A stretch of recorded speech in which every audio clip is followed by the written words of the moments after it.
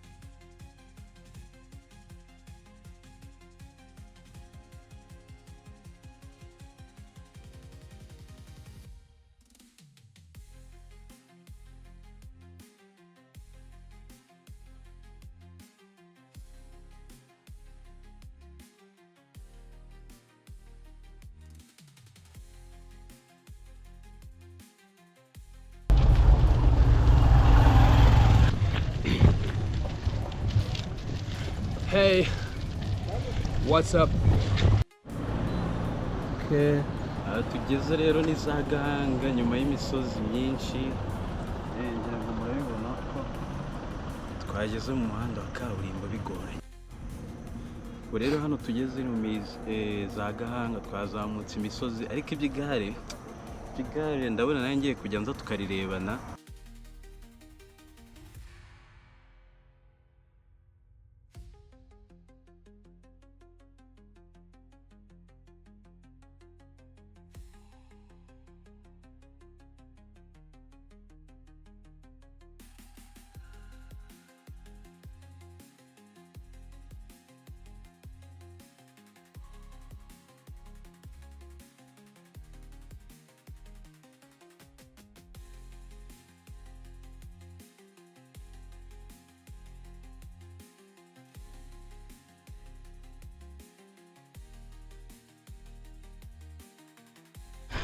Aha tugeze mu misozi,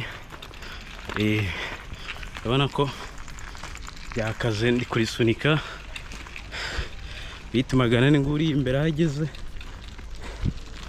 urabona ko yantaye byataye. Ubwo rero